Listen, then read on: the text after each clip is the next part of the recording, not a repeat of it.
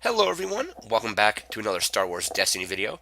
Today Fantasy Flight released what they are calling the Holocrons for Standard and Trilogy. So these are basically um, couple page documents telling you what cards are legal in which format, the erratas that are currently in effect in that format, as well as the Power of the Force changes for that format. So Power of the Force being the point changing system that they use on a handful of characters. So we're just going to go through this document really quickly.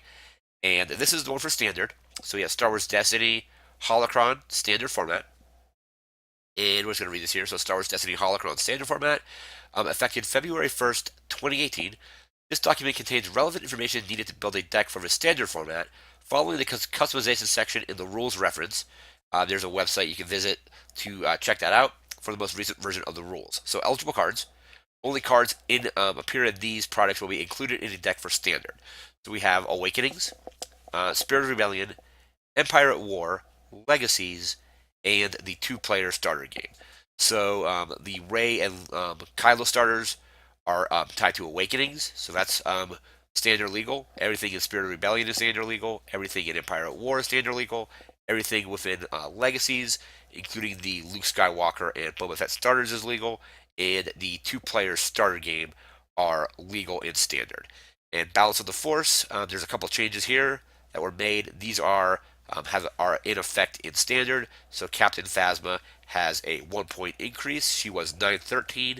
She is now 1014. And 2 point increase. So we have FN 2199. He was 1113. He's now 1215.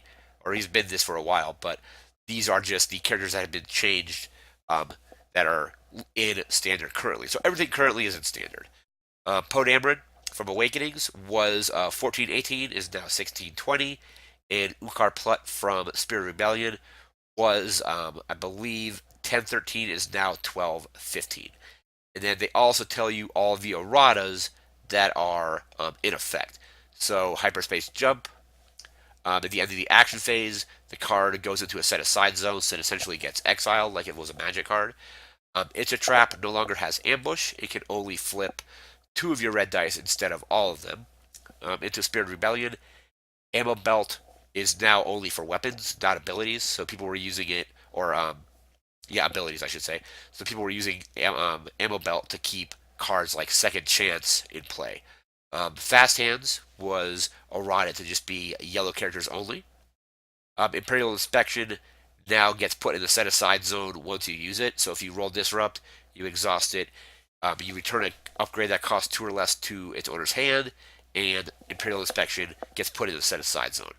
Outer Rim Smuggler, it should read the first time each round you play the last card from your hand, gain one resource. People were concerned that they would just play this and play something like Return of the Jedi over and over again.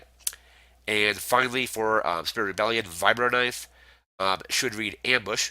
Damage dealt by this die or by dice it modifies is unblockable. So it used to be that if the Vibro Knife was in the pool, all melee damage that you had was unblockable.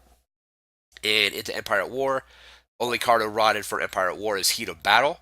It should now read Choose an opponent. That opponent turns up to two of their dice to sides showing damaged, ranged melee, or indirect in this case, because parenthesis is just reminder text, so it does it with all damage. And then turn up to two of your dice to sides showing damage. So this is the Holocron for Standard. I'll leave a link in the description where you can check this article out.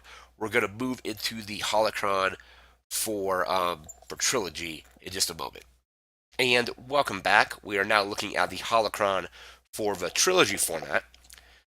So here we go, Holocron Trilogy. Eligible cards in Trilogy are just Legacies and the two-player starter game. So the Legacies booster packs as well as the Luke Skywalker and Boba Fett starters.